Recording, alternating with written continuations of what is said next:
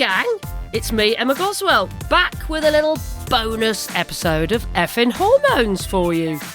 Effin Hormones, of course, is the podcast about perimenopause and beyond, and it's where I chat with my mates, Helen, Terri and Beena, all about what the heck is going on with our bodies and our minds at this slightly bonkers time of life.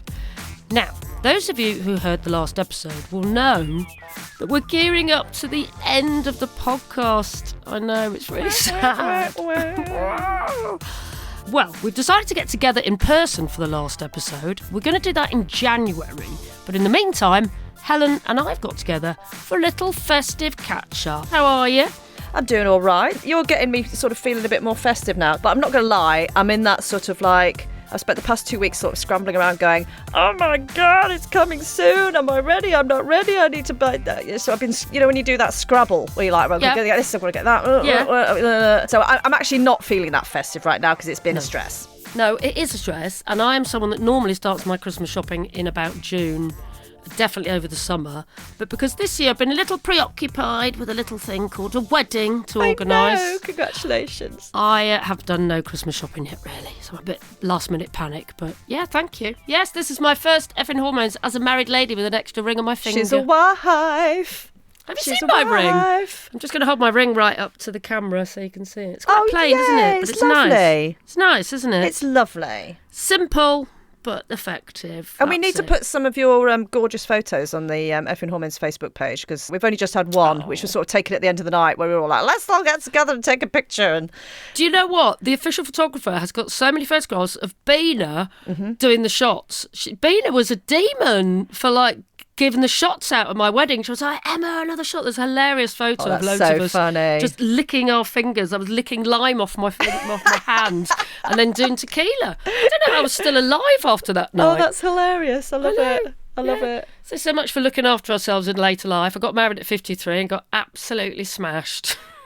Well, listen, you know, start as you mean to go on. That's what I say. And you know, start as you've been going on throughout the rest of your life anyway, Ems. I think it's an auspicious beginning to a beautiful relationship. Thanks. Congratulations, my darling. So we're not slowing down, are we, basically? No, good. Oh. Anyway, back to the podcast. As we are nearing the end of Effin Hormones, what we've been doing is getting in touch with a few of the people that we've spoken to down the years to say a bit of a goodbye.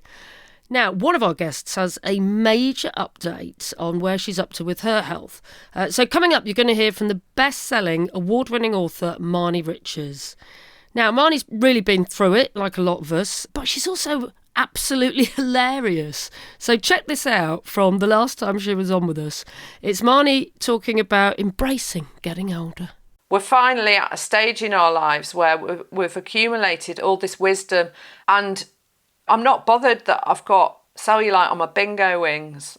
I'm going to grow out my pubic hair and plait it like a fucking Viking. Amen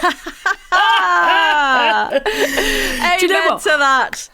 Oh, brilliant. She's such a legend, She's isn't so she? funny. I love her. I love her.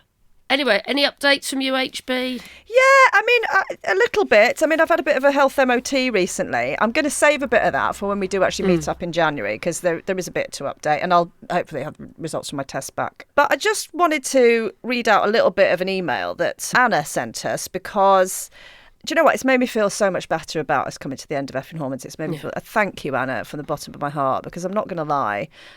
It's a big deal coming to the end. It's the right time. It's definitely the right time for all of us. But if I'm honest, I have been putting off, like, doing these last episodes. I'm not going to lie, because... I don't know. It's part of me like can't face it exactly. You can hear my dog barking in the background, by the way. She's a diva. She's fine. Well, it has been a big part of all of our lives, hasn't it, for many years now? When I say it's been a passion project, I really, truly know the meaning of a passion project. Do you know what I mean? So thank you if you've listened. Thank you for coming along with us on this journey. It's been... No, I'll start getting all emotional. So I'll save that for January when we all meet up. But anyway, listen, let me tell you what Anna said. She emailed to say, I really wanted to get in touch to say a massive thank you to you all. I just listened to the penultimate episode and discovered that you'll be stopping. And my immediate reaction was, no. But I think I agree that your work is done. And that is an enormous achievement that you should all be proud of forever. And then she tells us a bit about how she's got on. She's gone through her own stuff. And She's recommended the podcast to other friends and family members. And she says, you've had some cracking guests. It was nice to hear Sue Devaney again. Once again, thank you. And I look forward to one more episode. Well, you've got an extra bonus episode, Anna. And honestly, from the bottom of my heart, thank you so much for sending that. Because your reaction to it, I also have had that, no, but also at the same time, really strongly knowing that it's time to say bye-bye. Yeah, and thank you, Anna, because Helen forwarded that to me and Beena and Terri. And I think we all had the same reaction, didn't we? It was just so lovely to hear from you and so heartwarming, really, to know that if we've made a small difference in your lives, that hopefully we've made a small difference in several people's lives. And also that she understands that she knows it's the right time too. Yeah. So thank you. Thank you. Well, it's time now to hear from our guest for this episode, Marnie Riches. Now, those of you who've been listening from the start may remember Marnie because she's an award-winning and a best-selling author who's written loads of crime novels as well as historical sagas. She also, and I will never forget this, had us in absolute stitches last time we spoke to her because despite going through some quite frankly bloody awful experiences with the perimenopause, she's also determined to embrace this time of life with a good old sense of humour. And as we're coming towards the end of Effin Hormones now, we decided to get in touch with a few people to see how they're getting on. And Marnie has got quite the update on where she's at health-wise. More on that later. Marnie, hi, thanks for joining us. How are you? Hello, thanks for having me. I'm all right. I'm 2 stones overweight, creaky, collapsing in on myself like a spent star. But apart from that, join the club. Like a supernova. No, I won't go that bloody far. I'm more like a black hole. I was going to say supernova sounds quite glamorous. It does, doesn't it, really? Supernova makes me think of Oasis and cocaine, and I definitely feel like waste. Left those days behind us, haven't we? Oh, so maybe we should have a bit of a recap on where you were last time, because there are a lot of different symptoms that you experienced, weren't there, from the menopause? There was quite a long list. Oh God, I was going through hell, and it got worse. So I think the last time I spoke to you, I had a vagina that was so dry, it was like rubbing 2 sticks together, and I'm really surprised it didn't spontaneously combust. I was getting chronic migraines, terrible rosacea, so I looked like I'd constantly been at the brandy. I'd started to get sweats. I hadn't had many hitherto, and I haven't really struggled too much with the sweats, but what I did end up with was a fibroid that started to grow and grow and grow when it should have been shrinking and shrinking and shrinking. And so almost 12 months to the day, I had a radical hysterectomy to get my giant space hopper of a fibroid.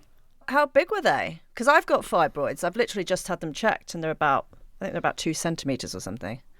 Yeah, well, mine were. I had a couple, and they were the size of hen's eggs, apparently. Wow. Whoa. But one shrunk down and the other one grew and ended up about 6.5, 7 centimetres wide and was growing rapidly. And they thought there was some risk of it being an aggressive cancer, and they can't biopsy it. Wow. So the whole this is a big deal, isn't it? I think there's different types of hysterectomies, aren't there? But it sounds like you had the most intrusive. I mean, it was laparoscopic, so they went into about 4 different holes. But an operation that should have taken... Emma's looking terrified, everybody. What? I'm trying to think of 4 different holes. Yeah, that's too many holes even for me. But an operation that should have taken 90 minutes took about 4 hours, because my uterus and bits and bobs had fused themselves to my bladder and bowel, because the fibroid was pressing on the bladder, which made me want to piss every 20 minutes, but with endometrial tissue. So I've had endometriosis, I shit you not, for decades and didn't know. Wow. So it all had to be separated out. Wow. Crikey, you've just blown my mind with all that. Well, I mean, I'd always had heavy and uncomfortable periods. And certainly when I was younger, they lasted a good week. And the first 3 or 4 days was flooding. So that was my experience. But because women don't talk about periods, you just think that's your normal, don't you? You think that is normal. Yeah, And then you yeah. speak to other people. You go, oh, I only bleed for like a day and a half. And, you know, they're like, oh, but I had a form. And you think, well, maybe there's something wrong with you. You know, maybe I'm a stupid person. And who the fuck knows? Because no one talks about it, do No, they? well, that's it. Well, now we're all talking about the menopause. Like, hopefully, young people are more talking about the periods, unlike we were, because we didn't do that either. Well, I hope so. I mean, I did send my daughter packing to the gynecologist because she has like very stupidly long and uncomfortable heavy periods. And I said, you need to get this checked because what you don't want to do is, you know, allow yourself to suffer decades of endometriosis. But it seems she's all right. And how are you now? I'm all right. The thing is, I've had a couple of false starts trying to get jogging again because there's the worry when your pelvic floor's a bit ropey because there's no scaffolding holding any of it up anymore because the uterus and your fallopian tubes and all that are like scaffolding. So I'm constantly worried that I'm going to kind of shit my colon out on the tarmac path around the block because you're jogging and I'm like a bit overweight at the moment and you can just feel everything go dum, dum, dum. And I'm thinking, God, I really don't want to, you know, burst my big Do you know, I've just involuntarily started doing pelvic floor exercises like I the know, moment you started talking about that. Just in case. Hello? Yeah, Just in case. Maybe we should explain what a radical hysterectomy removes because there's quite a long list here, isn't there, really? No wonder you haven't got any internal scaffolding left. Everything's gone. No, well, exactly. They take your uterus and your fallopian tubes and your ovaries and your cervix and your fanny's like an envelope, I suppose. Just sealed shut at the end. And that's it. And then all your kind of other internal bits and bobs just kind of move into the space that was occupied by those things. And then the doctors said to me, oh, well, you know, you're over 50, so why don't you see how you go after your operation? And if you need HRT, then you can ask for it. But if you don't, then that's great. And I was all right until 6 weeks after the op. And I had to re-engage my brain to write a book. And there was just nothing happening between my ears. Lights were on, but no one was home. And my thoughts were so sluggish. I thought, well, fuck this. Like, you know, I'm only 52. I've got years until retirement. I can't just prune me bloody roses and scratch my arse. So I got on the estradiol patches, lowest dose. And at least that did restore my mental acuity. And that's estrogen then, yeah. Yeah, estrogen only because I don't need progesterone because I haven't got a womb and I haven't got ovaries. Of course, yeah. Don't you have progesterone and HRT to make sure that your womb lining doesn't get too thick? Yeah, but I don't need any of that because I ain't got any of the. Because you haven't got one. Right. And what about the old testosterone? Are you on that? No. I should imagine I've got plenty of that anyway, given my chest hair. Pleasant picture you paint. I know. So has it improved your mental capacity then? Because it sounds like the physical symptoms dissipated, but once you'd had your operation, but it was mentally that you weren't really coping. Yeah, well, I mean, I was, you know, I was on the cusp of menopause anyway, so I was feeling like dog shit because I hadn't taken anything. So like my knees are buggered, but that's partly due to osteoarthritis. I think it's something like half of over 50s start to get that osteoarthritis in the knees. So I was feeling very creaky and clanky. And it would help if I lost a bit of weight, to be honest, because it does put a bit of a stress on the skeleton. But yeah, I mean, I was feeling sharp enough before the hysterectomy. And then after the hysterectomy, I was like cabbaged. And the estrogen patches have restored that kind of sharpness that I need and focus that I need to do my teaching and my writing work. So that's what's happened. Because remind me, I know you didn't take HRT previously, even though you had the symptoms, and I can't remember if that was choice or you were advised not to. I just thought I'd see how I went au naturel, and I hadn't had huge sweats or anything, and the chronic migraines eventually abated. A lot of the symptoms eventually abated of their own accord as my hormones seemed to kind of ebb away towards menopause. But then actually maybe I should have started taking it sooner and I wouldn't have got in quite such a bad place in terms of because I can remember last time when we spoke to you, you'd been through an awful lot for a long time because you'd had all these like random symptoms and like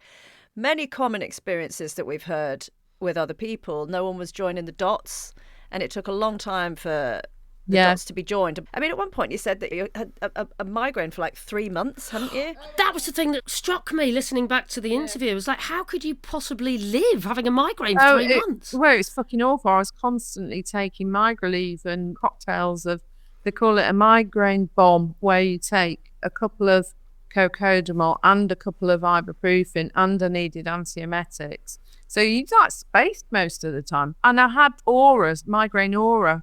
That was the main thing for 3 months. And then I'd get clunkers as well. And actually, since then, I've been diagnosed with vestibular migraine, because I still get that kind of sicky, icky feeling. And it's like a silent migraine. And I've had those post-menopause. So I don't know if the kind of perimenopause stage was exacerbating it or what. I don't really know what was going on there. They did settle, but I still can't drink red wine, which is a real... Oh, and in fact, I can't have more than 4 units of booze. Else I wake up at 2 a.m. with terrible palpitations. Oh, hello. That's my Is life. that you? Just generally, yeah. That's why I haven't drunk for... How long has it been now that I've not drunk? Did you not even for, drink at my wedding? Well, right. So the rule now is, now that things are a lot better, I can basically go up to 3 gin and tonics in one evening. Get you. And it's like 2's like, yeah, completely fine. 3's pushing it a bit. One time last year I had 4, and that was a really, really big night out. That is cool. And what happens? You do the sweating, do you? No, the heart palpitations at 2 a.m. It's horrendous. Oh, it's awful. You know, I like a drink, but I find... Well, I used to. Emma will vouch for that. lovely. I'm a completely different person, aren't I, Ems? Yeah, she has these little... What are those weird drinks that you get? CBD drinks. CBD drinks. I bet they don't do anything, do they? Really? What do they do? Well, the very, very first one I ever had, I was like, oh, I feel really chilled out. But I just like them because I thought it felt like I was having something special, like a grown-up drink. Well, that's the top tip. I can pretend I'm back on my year out in the Netherlands. It's not quite like that, but they're nice. I like them. I think they're all right. So what will you do for Christmas then? Will you celebrate by not drinking red wine?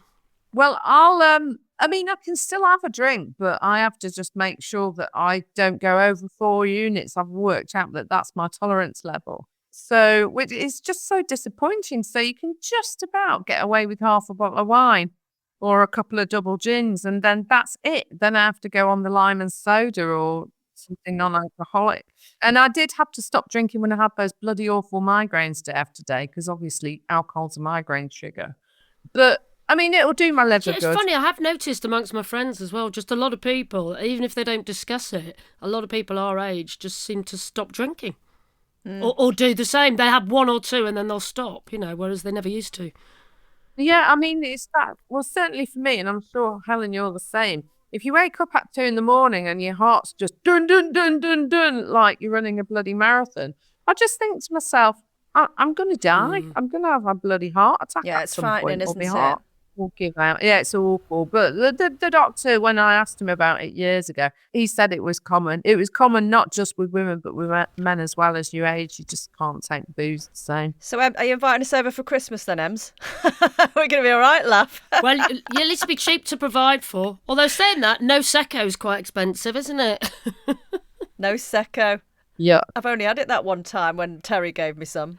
So how are you feeling about the whole menopause experience now, Marnie, now that you're in this place and where we're at with it all and all the conversation about it? And I'm really glad to be on the other side now, because when I was going through peri, it just felt like it was never ending. And it was all consuming and I constantly felt shit. And I know that I need to improve my fitness and I could do with trimming down, but generally I feel a lot better on the other side. And I don't need to pee as much now my giant spade popper's gone. So good riddance to them. Yeah, but I mean, in terms of sexual function, it's not great, is it, ladies? I mean, I don't know how you guys feel about. You still got the dryness, you mean? Yeah, it's just fucking awful. But I mean, you find ways to cope with it and stuff. And I use Badgerfen. we got to check out the episode with Dr. Claire McCauley that we did. She had loads of tips. And we were all a bit nervous about it, but we had a proper big conversation about sex. Didn't we all have to promise to masturbate more or something? I seem to remember at the end of that. Yeah. Have a listen. So it's called Dr. Claire McCauley, The Pleasure Possibility. It was out in July. It's on the Effin Hormones feed. Go and check it out, everybody, because she's got loads and loads of tips. And she's just brilliant in Shems. She was great. Brilliant. And it was very funny. And we were all like, felt quite liberated by the end of the conversation. Yeah, we did. Didn't we were all empowered. And we were all well up for doing whatever. But yeah, then everybody was like, oh, yeah, we're going to weekly wank. And then, I don't know, we'll have to find out if anybody did it. Well, I benefit from being on the testosterone. I think that has improved sex drive. So, yeah, I thoroughly recommend it. That's good to hear, seeing as you're a newly married woman. The other regions like strobe. Woo. Yeah, I'm only a week out the honeymoon anyway, so I should be in the honeymoon period in terms of my sex life, shouldn't I? Oh, many congratulations. Thank you. Although we've been together nearly 6 years. I don't know if you still have a honeymoon period, do you, if you've been together 6 years? Well, I've been with my husband for nearly 30 years, although we did have a little bit of 4 years divorce in between time. But oh, did that's you? Another story and then you got remarried, did you? Yes, we did. You hear about this happening, don't you? Like Richard Burton and Liz Taylor, but with less alcoholism. Love that. The Richard Burton and Liz Taylor of South Manchester. Yeah, poor sod. Yeah, we remarried in 2022 just as I became a complete dust bucket. It's like, not tonight. I want to see to the blind. Put the bins out. Oh. Can I ask you, did you have many people that were at both weddings?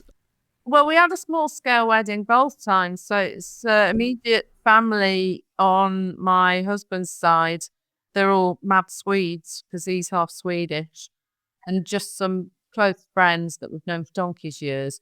And all my relatives are dead or I don't speak to them. So literally just the kids, what I shut out.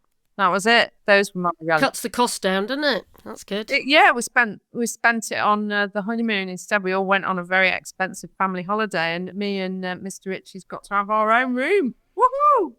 Instead of a family room, it's like luxury. But yeah, that's what we did. But I just find post-menopause, I want to kind of shout at people and rule the world, but shagging I can't be asked. Shout out people rule the world, no shagging. I quite like that as a quote. I feel like that could be a sort of tombstone quote, couldn't it, really? I want to shout at people and rule the world, but shagging I can't be asked with. Yeah, I like that. I do like that. What do you think about the whole sort of menopause conversation, Marty? Because obviously there was like this really big sort of like, all the celebrities talking about it and Davina obviously and her TV programmes and everything. What do you think about where we're at with it now? Well, I think it was really valuable that it came to the fore. I think that a lot of women had been struggling unnecessarily for donkey's years without any kind of support. I think that there needed to be light shed on any kind of pros and cons to do with HRT and what women can do to support themselves with these dreadful, dreadful symptoms. And obviously some women suffer less than others. So that's great if you whiz through the menopause, but if you don't, it's nice to know that there are things out there that can help you. Yeah, I think it's really worthwhile that there's been some light shed on it and that people are having conversations about it because it's a huge thing. And I think that if you look at kind of employment statistics, there is an absolute dearth of women over the age of 50 in the workplace in decent jobs because everyone just fucked off and thought, I can't cope with this anymore. Whereas now I hope that we'll see better retention in the workplace of women that are going through peri or post-menopause because hopefully their colleagues and bosses will be a bit more thoughtful about what they're going through. As we all become more educated, particularly the men really who need to know about it as well. Yeah, I mean, I've found that I can have quite frank conversations nowadays with men about menopause and get taken seriously and they have to sit and fucking listen. So that's good. I mean, I've had conversations with some really quite young men about it, and they completely take it in their stride. Yeah, I think that for Gen Zers, it will be far less of a thing. That's really good to hear. So I think in that respect, and the longer we kind of got a track record for taking medication to help, the longer we've got that track record, the more assured we'll feel that we're doing the right thing and that this can improve your life. Well, this is it. I mean, I've sort of had a little bit of a MOT over the past few weeks because I when I got my fibroids checked, and they've not been checked for like 10 years. Yeah. And I hadn't rung the GP for a long time. It was a quick chat over the phone. Straight up, I was like, look, I'm 49, this, that and the other's happening. No issue, no bother whatsoever. She sent me off for blood tests, having various things tested coming out of my body. Went and got my fibroids checked. Just no kind of issue with it whatsoever. And I'm not going to lie, I was nervous about ringing them up, and I was nervous about it. And, you know, I was happy with the response. It was all like, yeah, well, okay, let's get everything checked out then.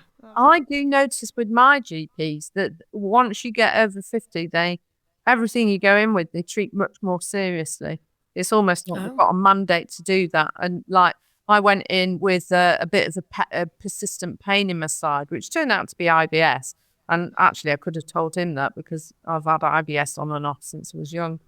But he's like, oh, well, ladies of your age do tend to get problems with the gallbladder, get gallbladder stones. And in fact, one of my mates had literally just had a gallbladder taken out because of terrible gallstones. It's like something switches on when you hit 50, and the kind of checks are much more robust than when That's good to hear. When you're in your 40s. They're just like, yeah, you'll be fine. Maybe the message Back is in sinking 3 in weeks. then, and certainly we feel, don't we, having done the podcast for, God, how many years is it now, Helen?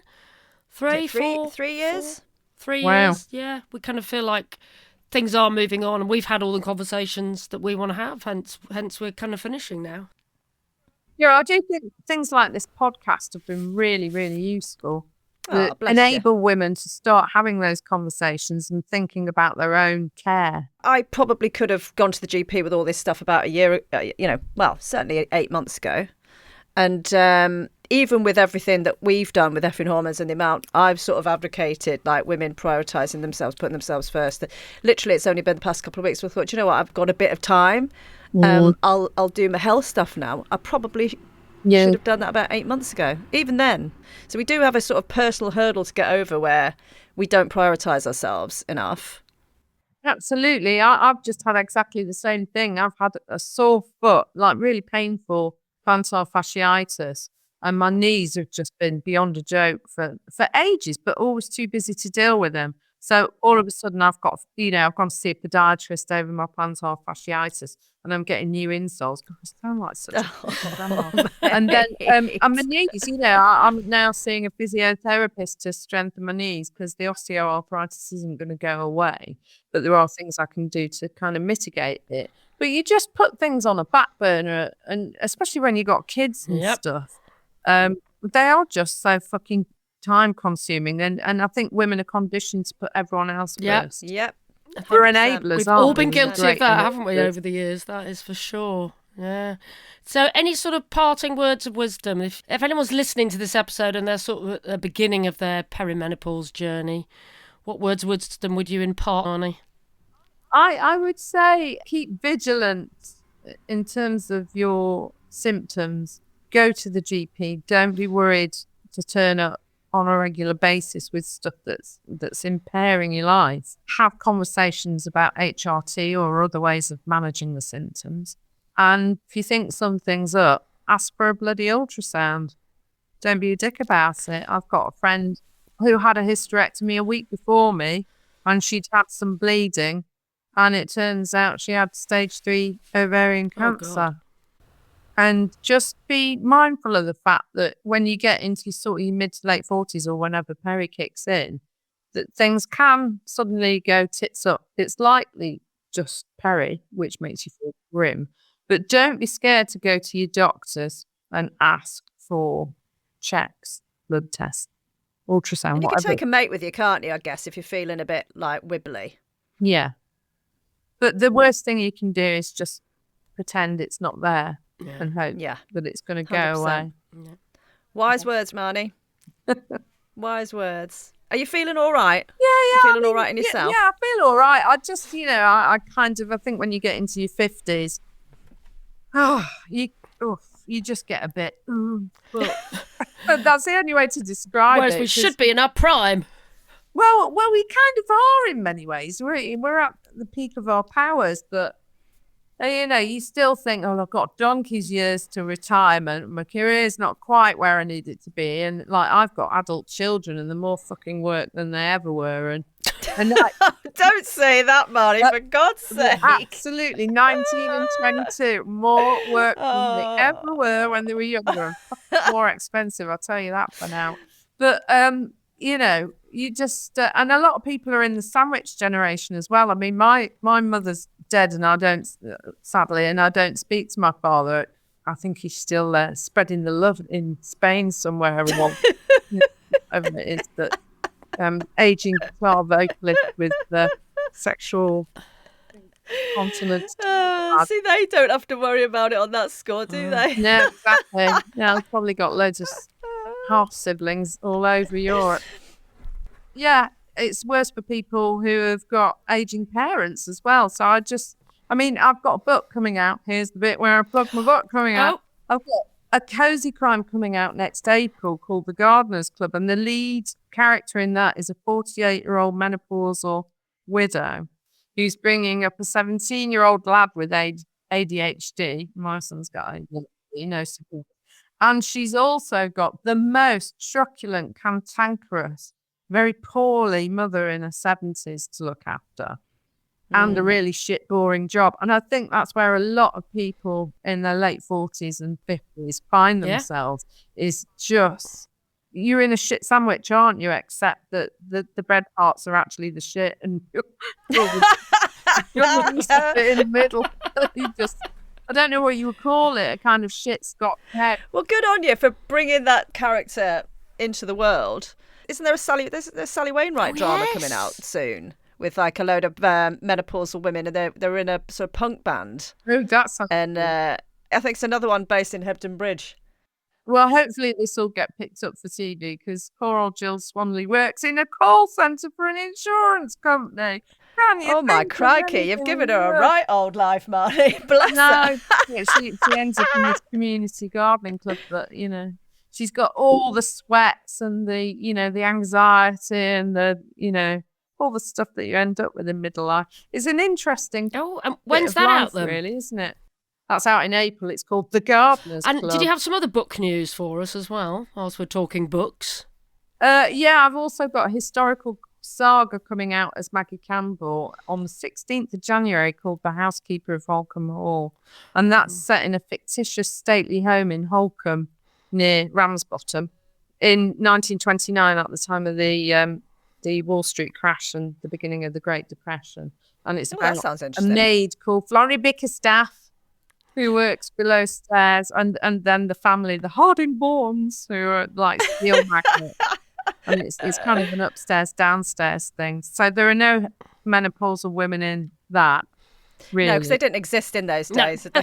No, I don't think they had the words, did they? Yeah, but Well, so that's great busy, to see, though, busy, despite, your health problems, you are thriving and you are still working and putting out amazing work. Oh, I'm working harder than I've ever done, really. And I do think that you get to the stage in your life and you accrue a kind of wisdom and courage that you can get through these things and come out the other side. That's true.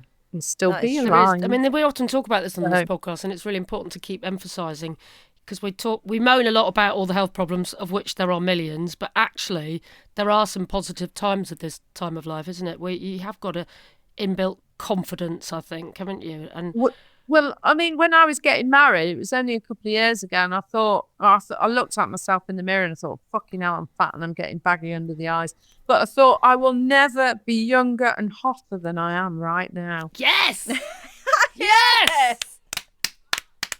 I think it's a case of live every day realising that, you need to appreciate what you've got in the here and now and make the best. Love that, Marnie. That's going to be my daily affirmation. You will never be younger or hotter than you are right now. Love that. I'm going to wait till my new wife gets home and I'm going, look, I might be 10 years older than you, but I'll never be younger and hotter than I am right now. Come on, babes. Yeah, get your testosterone out and squirt it. And go sloping, baby. Woo! I love it. Well, Well, that's it for this episode of Effin Hormones. Have a gorgeous festive season. If you're celebrating, of course. We will be back with the gang in the new year. And remember, if you know someone who you think might be going through peri, then please let them know all about us. There's loads of episodes for you to binge on. Love you loads. Bye. Ho, ho, ho. Merry Christmas. Ho, ho, ho. Oh.